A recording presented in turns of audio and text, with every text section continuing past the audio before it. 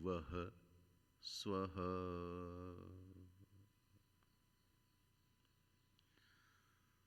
भूरिति वै प्राणः। परमात्मा भू है, प्राण है, हम सबका प्राण है। प्राण तो हमारे शरीर में चलता है, परमात्मा तो इस प्रकार नहीं चलता। तो परमात्मा प्राण है या ये शरीर में चलने वाला प्राण है? शरीर में चलने वाला सामान्य अर्थ में प्राण है, लेकिन परमात्मा इसका व्यवस्थापक है, इसका नियामक है। ये जो चलता है परमात्मा के बनाए हुए नियम से चलता है। तो प्राण का भी आधार है परमात्मा। शरीर में अन्न जाता है तो प्राण बना रहता है, तो प्राण का रहना अन्न पर निर्भर करता है। तो अन्नम वही प्राणः, ऐसे भी कहा जा सकता है। तो अन्न भी प्राण है, प्राण भी प्राण है। तो प्राण जो हमारे शरीर में चलता है वो सामान्य अर्थ में प्राण है, लेकिन वो प्रभावित होता है अन्न खाने न खाने से, अन्न सही खाने अन्न गलत खाने से प्रभावित होता है। तो अन्न भी महत्वपूर्ण है, वो प्राण को प्रभावित करता है। अन्न कहाँ से आता है? जिन व्यवस्थाओं से आता है वो व्यवस्थाएं मूल रूप से परमात्मा की बनाई हुई, परमात्मा की दी हुई हैं। तो अन्न भी परमात्मा के नियम से आता है। अन्न भूमि से आता है, लेकिन भूमि में जो है वो परमात्मा के नियम से है। भूमि भी घूमती है और जल आदि लेती है, तो इसका घूमना और जल आदि का आना जाना भी परमात्मा के नियम से है। तो परमात्मा सबका प्राण हुआ, प्राण का भी वो आधार हुआ, इस कारण प्राण है। अन्न का भी वो आधार है, भूमि का भी आधार है, जल का भी आधार है, सारी व्यवस्थाओं का आधार है वो। इसलिए अंत तो गत्वा, जब हम पहुँचते हैं, अंत तक पहुँचते हैं, गहराई में जाएं चाहे ऊंचाई में जाएं, तो परमात्मा हमारा प्राण, सबका प्राण ठहरता है। तो हम क्या करें?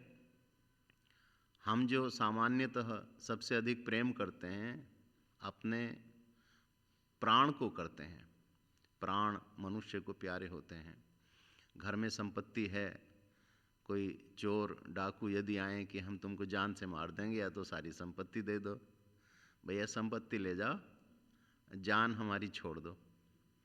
और भी बहुत सारी परिस्थितियां ऐसी आती हैं, आदमी उनमें फंस जाता है और वो छोड़ने को तैयार हो जाता है, प्राण को नहीं छोड़ता।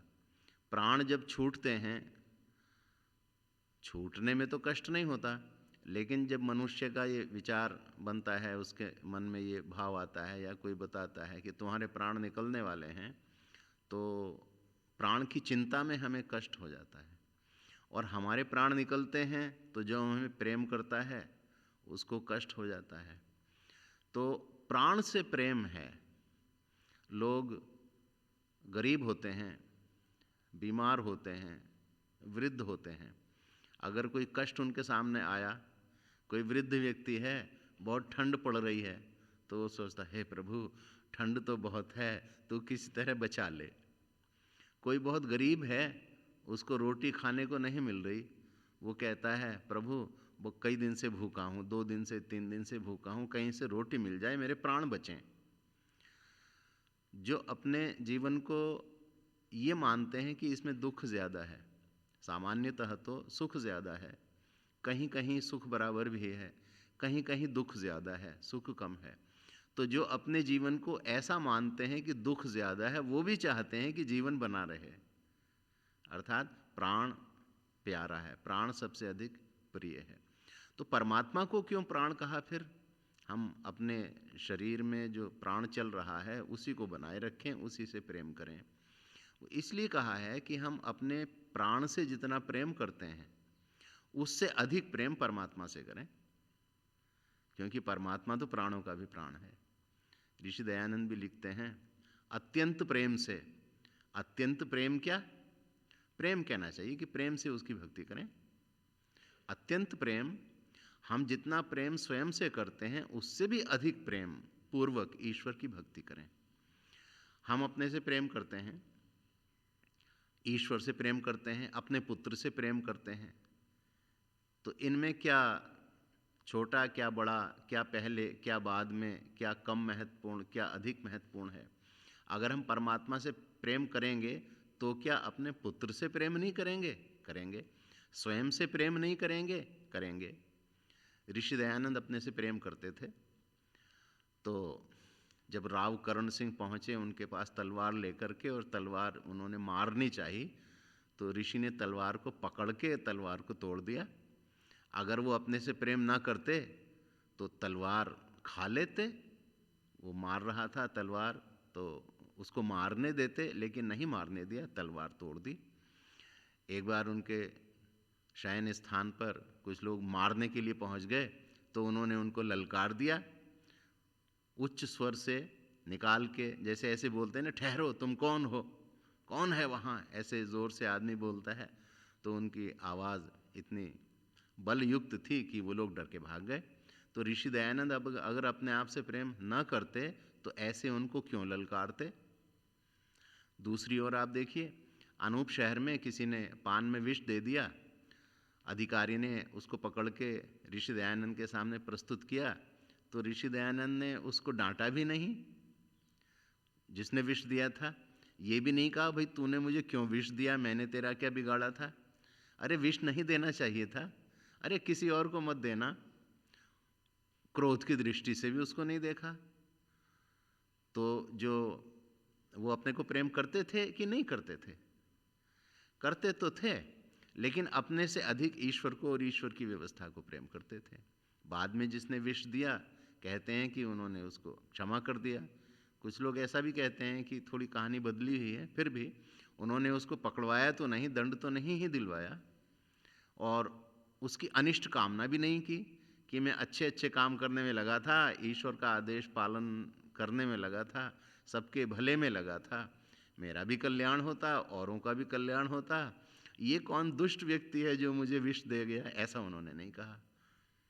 तो स्वयं से प्रेम करते थे, लेकिन स्वयं से अधिक ईश्वर से प्रेम करते थे। ईश्वर के प्रेम के अंतर्गत ही अपने से प्रेम करते थे। तो जो ईश्वर से प्रेम करता है वो भी अपने पुत्र से प्रेम करता है, लेकिन ईश्वर प्रेम के अंतर्गत ही वो पुत्र से प्रेम करता है। ऐसे नहीं कि पुत्र गलत काम करे तो भी वो उसको कहे कि तुम अच्छे हो और ऐसे ही करते रहो, और वो नास्तिक हो तो भी पुत्र को अच्छा बताए, और वो क्रोध करके दूसरे से व्यवहार करे, या पढ़े नहीं, या जो ऋषि मुनियों का बताया हुआ आचार है उसके विरुद्ध चले, चरित्रहीन हो जाए, तो भी उसकी प्रशंसा करे, ऐसा नहीं। पुत्र से प्रेम तो है, होता ही है, अपना होता है, उसके प्रति कर्तव्य होते हैं। कर्तव्य जब पूरे से हो जाते हैं, पुत्र बड़ा हो जाता है, आदमी बूढ़ा हो गया, माँ बूढ़ी हो गई, माँ 80 वर्ष की हो गई, और उसने पुत्र के प्रति सारे प्रेम का अपना व्यवहार कर दिया, सारे कर्तव्य अपने कर दिए, और पुत्र भी 60 वर्ष का है तो भी वो प्रेम करती है। अब तो पुत्र ही उसकी देखभाल करता है, वो पुत्र की देखभाल नहीं करती, लेकिन जो प्रेम होता है वो तो होता है। फिर भी जो ईश्वर से प्रेम करते हैं, ईश्वर से प्रेम करते हुए पुत्र को प्रेम करते हैं, तो वो प्रेम निश्छल होता है, उसमें कुछ कामना नहीं होती, और जो मोह होता है वो उसमें नहीं होता, कम होता है, होता भी है तो थोड़ा बहुत होता है, वो कम होता है। तो मोह को अगर हम कम और कम और कम करें तो वो भी उपलब्धि है। कोई कहे जी मोह थोड़ा बहुत तो रहता है, थोड़ा रहे या ज़्यादा रहे, मोह तो मोह है। नहीं, मोह जितना है वो धीरे धीरे कम होता जाए। जो यूनिवर्सल लव है, यानी सार्वभौम प्रेम है, यानी सब जीवों से हम प्रेम करते हैं, सबके प्रति हमारे मन में प्रेम है, या ईश्वर के प्रति प्रेम है, वो धीरे धीरे बढ़ता जाए। तो ये होता है जब मनुष्य सही प्रेम करता है, और वो समझता है कि कौन सी चीज़ महत्वपूर्ण है, कौन सी ज़्यादा बड़ी है, ज़्यादा महत्वपूर्ण है, कौन सी उसका आधार है। तो जो आधार है उसको वो प्रेम करता है। आधार तो परमात्मा है, तो परमात्मा से प्रेम करना चाहिए। स्तुति हम करते हैं, परमात्मा से प्रेम करते हैं, हे प्रभु आप सर्वव्यापक हैं, सर्वव्यापक हैं, सभी जगह हैं, जहाँ जहाँ भी मैं सोचूं वहीं आप हैं। गहराई का चिंतन करूं तो वहाँ भी आप हैं, विस्तार में कितना ही कोई जाए तो वहाँ भी आप हैं। हमारी नज़र नहीं पहुँचती, इतनी दूर कोई तारा है मगर आप वहाँ भी हैं, उसके पार भी हैं। इतने व्यापक हैं आप, कितने महान हैं आप, कितने बड़े हैं आप, और सब मिलके भी आपकी बराबर नहीं हैं। तो ऐसे जब मनुष्य का विचार और चिंतन चलता है तो ईश्वर के प्रति प्रेम बढ़ता जाता है। और ईश्वर के प्रति जब प्रेम बढ़ता है मनुष्य का, तो औरों के प्रति जो उसका व्यवहार है वो धर्मानुसार होता जाता है। धर्म के अनुसार ही फिर वो व्यक्ति चलता है। प्रेम तो करता है औरों से भी, लेकिन धर्म के अनुरूप ही प्रेम करता है। भुवः परमात्मा, भुवरिति अपानः, वो हटाता है, हमारे दुखों को हटाता है, दुर्गुणों को हटाता है, हमारी समस्याओं को भी हटाता है। वो हमारे भूख के निवारण के लिए उसने कितनी व्यवस्थाएं पहले से की हुई हैं। ऐसी व्यवस्था है उसकी, गेहूं का एक दाना है, उसको आप भूमि में डालिए और उसे 100 दाने निकलते हैं।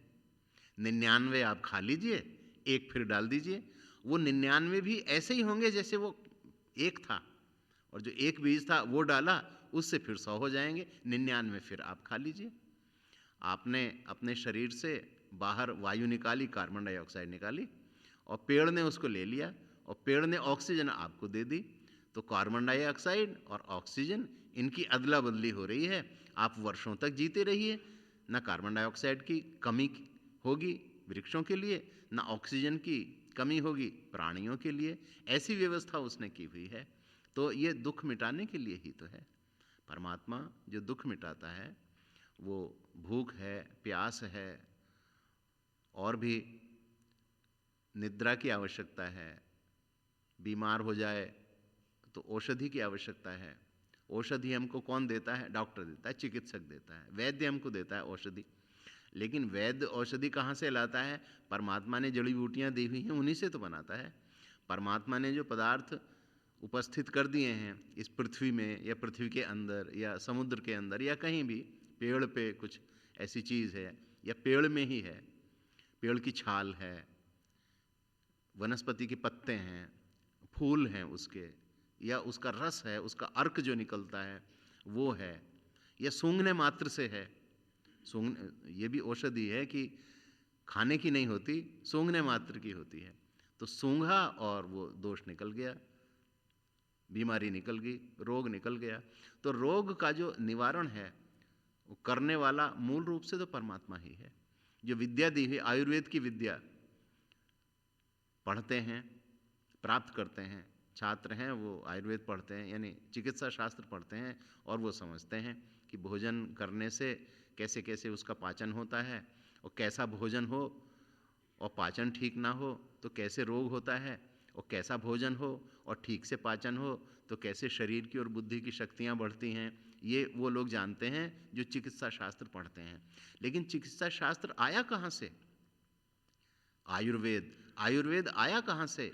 वेद।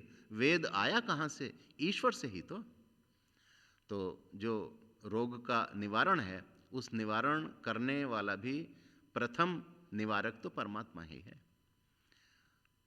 अशांति होती है मनुष्य के मन में, अशांति होती है, जो हमारी वैदिक पद्धति में कहा गया है कि सुबह शाम संध्या करनी चाहिए। भाई क्यों करनी चाहिए? अरे कुछ पाप हो जाते हैं तो प्रायश्चित करके, चिंतन कर करके उनका निवारण होता है। आगे को वो ना हो इसका भी चिंतन होता है, ध्यान होता है। मनुष्य के गुण बढ़ते हैं, सत्व गुण उसमें बढ़ता है, तो आगे फिर पाप नहीं होते। कोई कहे भाई हम तो पाप करते ही नहीं, यानी नहीं करते तो फिर नहीं करनी चाहिए ना संध्या। अरे तो भी करनी चाहिए। क्यों करनी चाहिए? जब हम पाप नहीं करते तो संध्या क्यों करनी चाहिए? हम आगे भी पाप नहीं करेंगे तो संध्या क्यों करनी चाहिए? संध्या में मनुष्य पहले चिंतन करता है, ईश्वर का चिंतन करता है। चिंतन करते करते वो अपने मन को विस्तार में, चौड़ाई में दौड़ाता है, गहराई में मन को ऊपर नीचे ले जाता है। यानी सब प्रकार से वो चिंतन करता है, और चिंतन से फिर वो ध्यान में जाता है। तो जो उसके शरीर में, उसके मन में अंदर आया हुआ तनाव है वो उससे शिथिल होता है।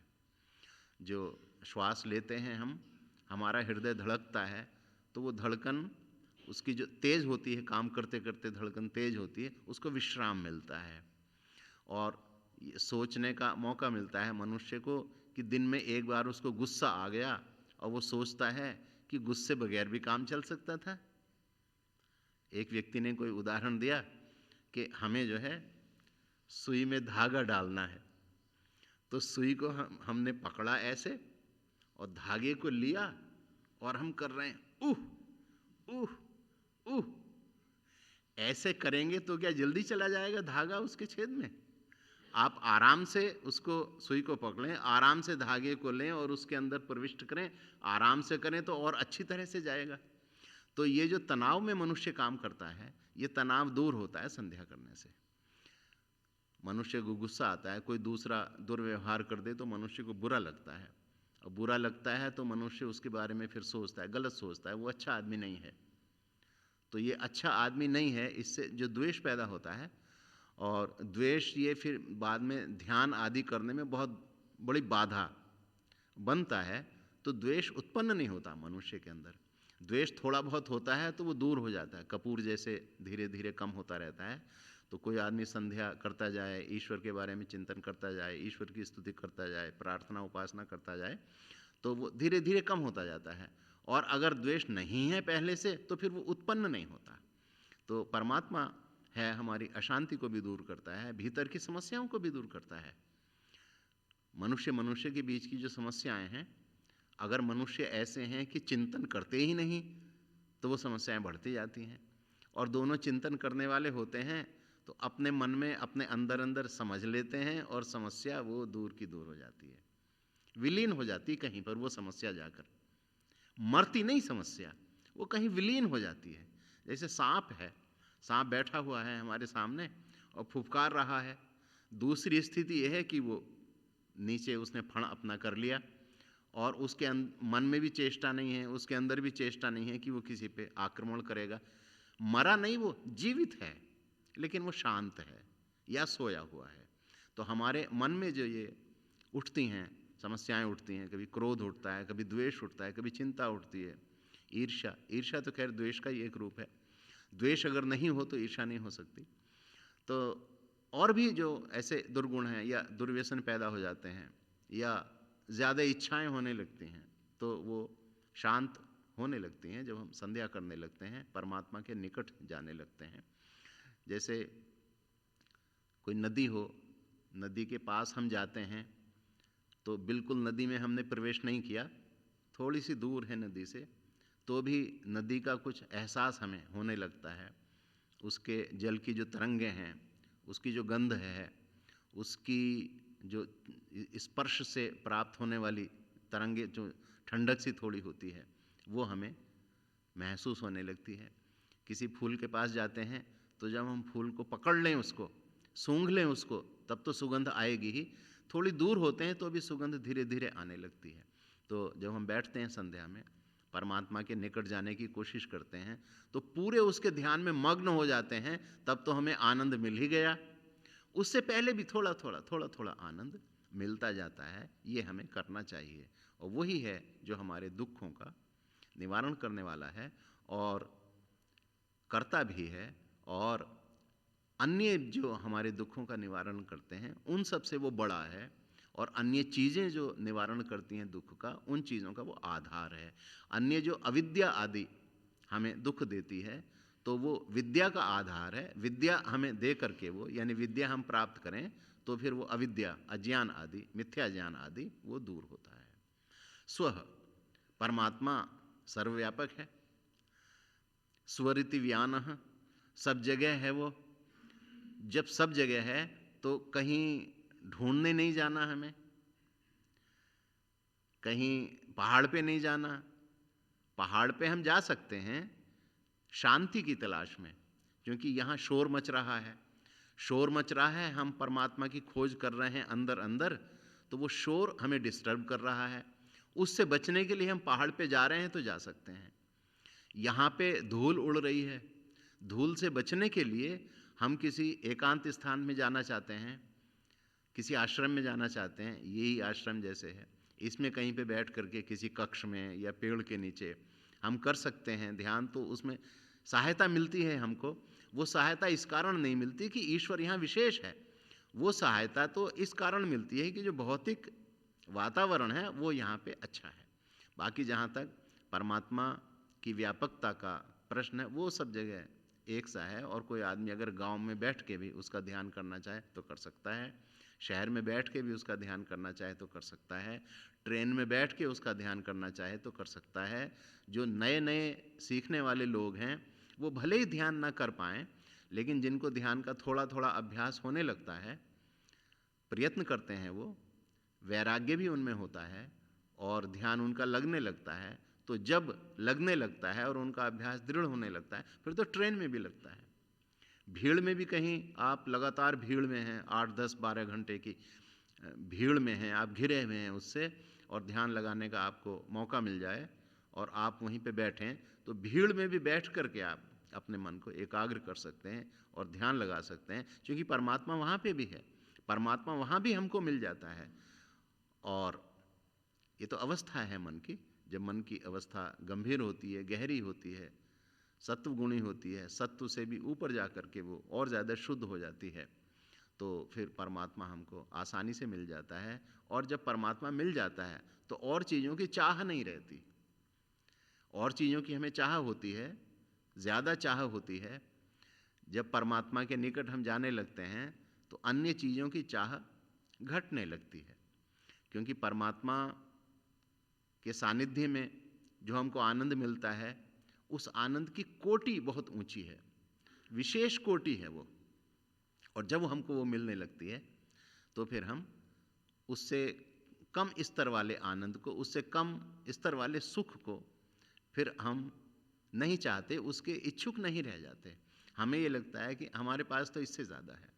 जैसे कोई व्यक्ति है, उसको कहीं पड़ी हुई कोई अंगूठी मिल जाए, धन नहीं है उसके पास, तो वो ये देखा कि ये अंगूठी किसी की है, अरे किसी की है तो मैं क्या उठाऊं, लेकिन कहीं रास्ते में ऐसी पड़ी होती है कि पता नहीं लगता किसकी है या किसकी नहीं है, तो वो उस अंगूठी को उठा भी सकता है, क्योंकि उसके पास ज़्यादा अंगूठियां नहीं हैं।